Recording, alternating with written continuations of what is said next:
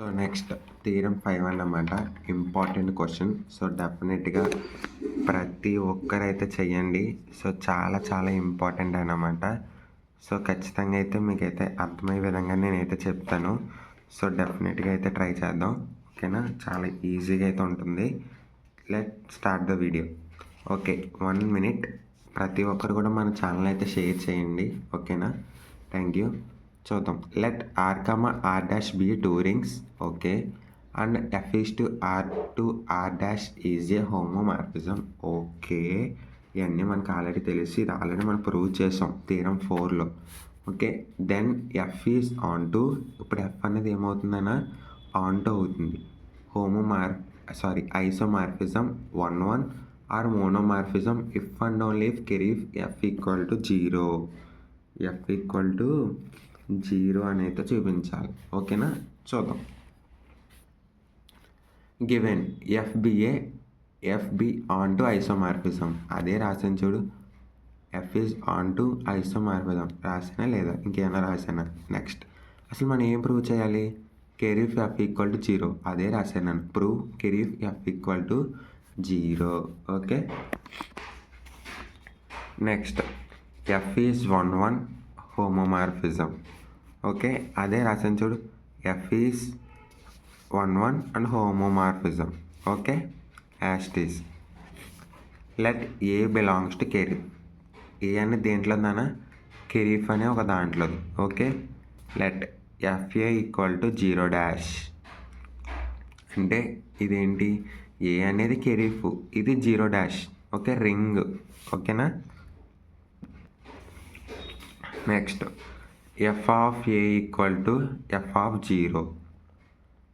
Okay, F of A అనేది ఏంటి? కెరీఫ్. F of 0 అనేది రింగ్.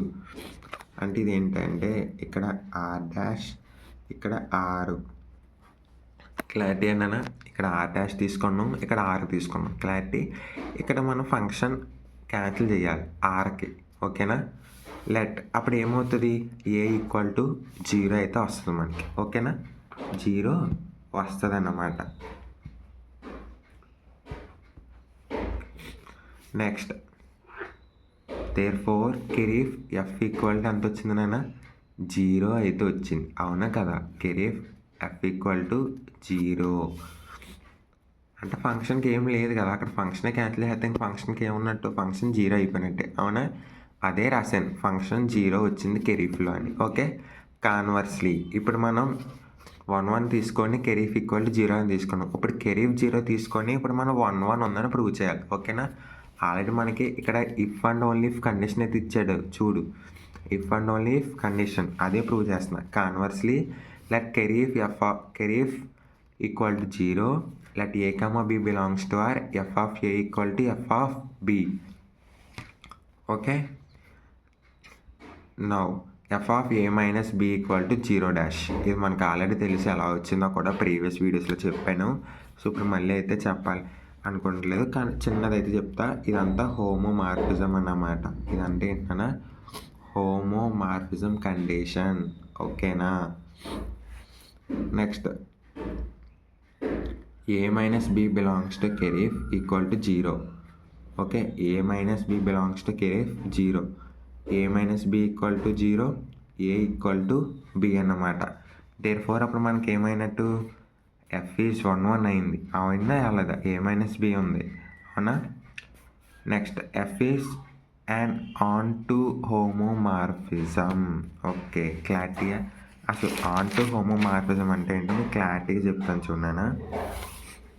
ఇదిగో చూడు, ఎపిమార్ఫిజం అని కూడా అంటారు. Homomorphism plus onto epimorphism. అవునా, అసలు ఆన్ టు మార్ఫిజం అంటే ఏంటి? ఇగో మనం 1 చూపించామా లేదా? 1 - 1 హోమోమార్ఫిజం ప్లస్ 1 - 1 అదే చూడు, హోమోమార్ఫిజం. ఓకే, 1 - 1లా ఉందా లేదా? And A equal to B, అంతే అయిపోయింది. ఇంకేముంది? చాలా ఈజీగా అయితే ఉంటుందన్నమాట. సో ప్రతి ఒక్కరు ఈజీగా ఉంటుందని కాదు, ప్రాక్టీస్ చేయండి, చాలా ఈజీగా అయితే అర్థమవుతుంది. ఓకేనా, థ్యాంక్ యూ.